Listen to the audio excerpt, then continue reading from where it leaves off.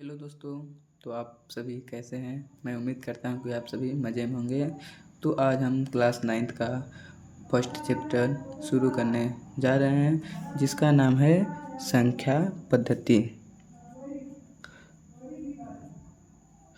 संख्या पद्धति। तो इसमें हम सबसे पहले देखेंगे कि संख्या क्या है। तो संख्या होते हैं कितने प्रकार के। किसी भी बच्चे से पूछोगे संख्या कितने प्रकार होते हैं तो कोई नहीं बता पाएगा। संख्या कोई बताएगा 2 प्रकार के, 3 प्रकार के, लेकिन एक्चुअल संख्या होते हैं 2 प्रकार के। कौन कौन? वास्तविक संख्या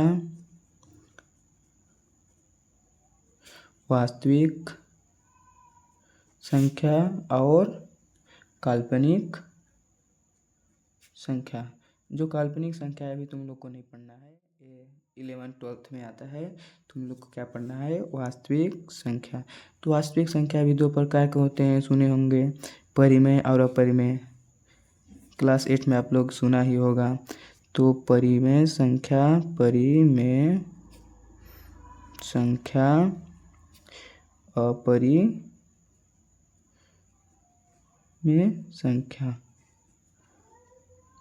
तो परिमेय संख्या में जैसे हम P/Q के रूप में लिख सकते हैं।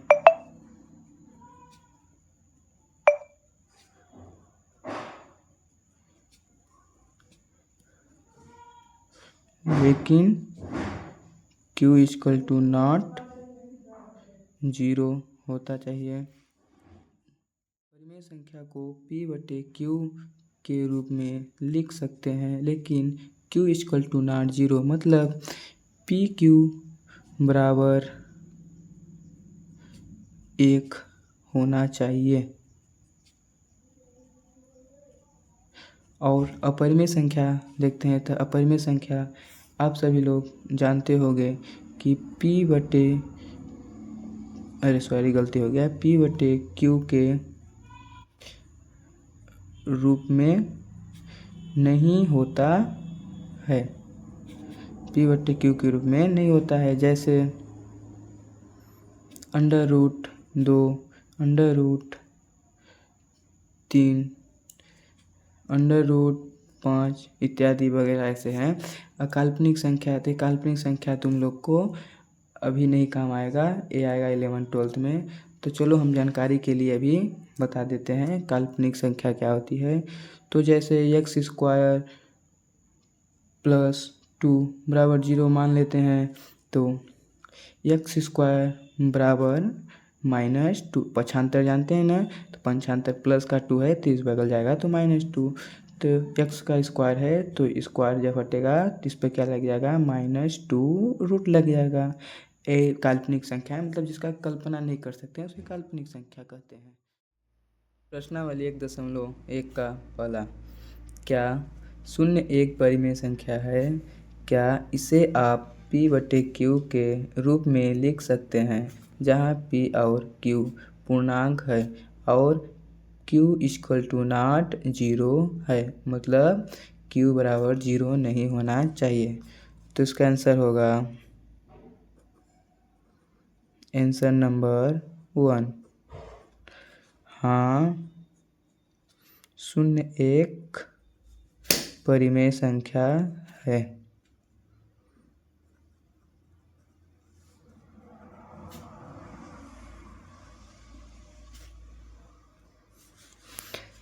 क्या इसे आप P/Q के रूप में लिख सकते हैं, जहाँ P और Q पूर्णांक है और Q = नॉट 0 है? तो P/Q के रूप में इसको 0/1 लिख सकते हैं। Q बराबर 1 है तो यहाँ Q बराबर = नॉट 0 है। अब दूसरा क्या बोला है? 3 और 4 के बीच में 6 परिमेय संख्या ज्ञात कीजिए। तो इसका सूत्र होता है, जितने परिमेय संख्या ज्ञात करने के लिए बोलता है उसी में +1 कर देते हैं। तो दूसरा 6 + 1 बराबर 7। 3 और 4 के बीच में 6 परमेय संख्या ज्ञात कीजिए। 3 × 7/7 और 4 × 7/7। तो 3 7 जा मतलब 3 7 जा 21/7। 4 7 जा 28/7। इसके बीच में हमको 6 परमेय संख्या ज्ञात करना है।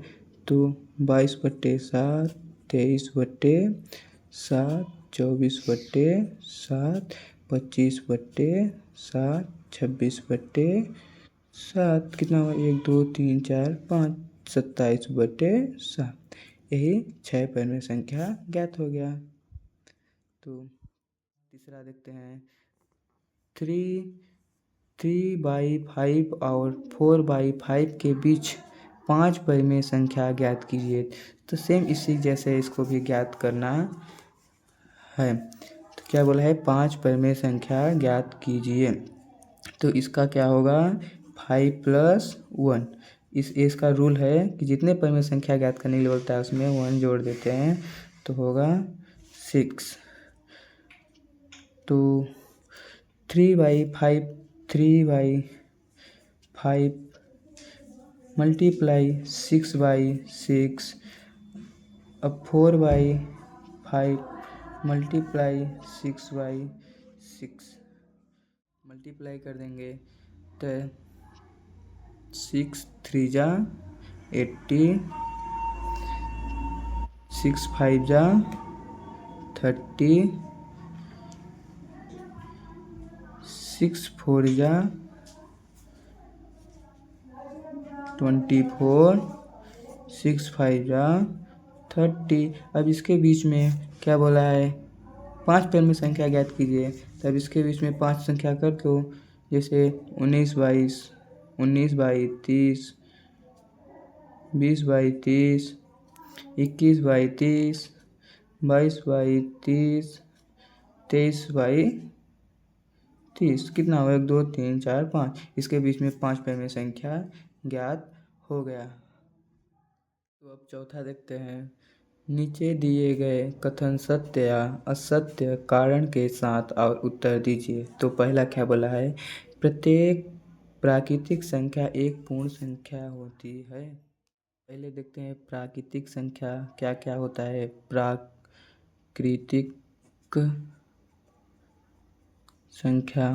प्राकृतिक संख्या 1 से पूरा होता है। 1 2 3 4 ये हो गए प्राकृतिक संख्या। फिर पूर्ण संख्या देखते हैं। पूर्ण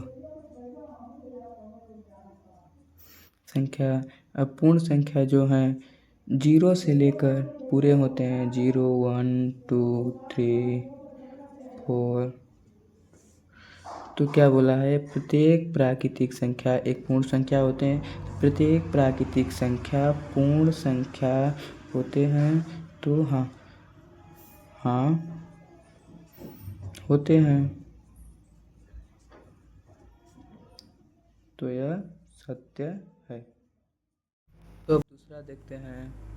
प्रत्येक पूर्णांक एक पूर्ण संख्या होती है। तो पहले पूर्णांक संख्या लिखें फिर पूर्ण संख्या। तो पूर्णांक संख्या जैसे कि आप सभी जानते होंगे पूर्णांक संख्या माइनस की भी संख्या होती है। -3 -2 -1 0 1 2 3 ... और क्या बोला है? एक पूर्ण संख्या। तो पूर्ण संख्या लिखते हैं। पूर्ण संख्या, तो पूर्ण संख्या 0 से 1 2 3 इधर 4 5 6 7 ऐसे होता है। तो क्या बोला है? प्रत्येक पूर्णांक संख्या पूर्ण संख्या होते हैं। तो पूर्णांक संख्या में माइनस का भी संख्या पूरा आ जाते हैं और पूर्ण संख्या में नहीं आते हैं। तो प्रत्येक पूर्णांक संख्या पूर्ण संख्या होते हैं तो नहीं होते हैं। तो यह असत्य है। क्या है? असत्य। ठीक, असत्य लिखा है। और तीसरा देखते हैं, तो प्रत्येक परिमेय संख्या एक पूर्ण संख्या होती है। तो प्रत्येक परिमेय संख्या यहाँ कर देते हैं, चौथा का तीसरा, प्रत्येक परिमेय संख्या पूर्ण संख्या होते हैं। तो हम पहले परिमेय संख्या लिखते हैं, परिमेय संख्या। तो परिमेय संख्या में हम लोग जैसे हो गया 1/2, 3/2, ये सब हो गए परिमेय संख्या। अब पूर्ण संख्या क्या होगा? पूर्ण संख्या होंगे 0, 1, 2, 3, 4, 5 डॉट डॉट इधर पूरा होता है। तो क्या बोला है? प्रत्येक परिमेय संख्या एक पूर्ण संख्या होती है। तो प्रत्येक परिमेय संख्या एक पूर्ण संख्या नहीं होती है। तो क्या है? असत्य। क्या है? असत्य। तो यहाँ से प्रश्नावली समाप्त होता है। तो आज के लिए बाय बाय, अगले वीडियो में मिलते हैं।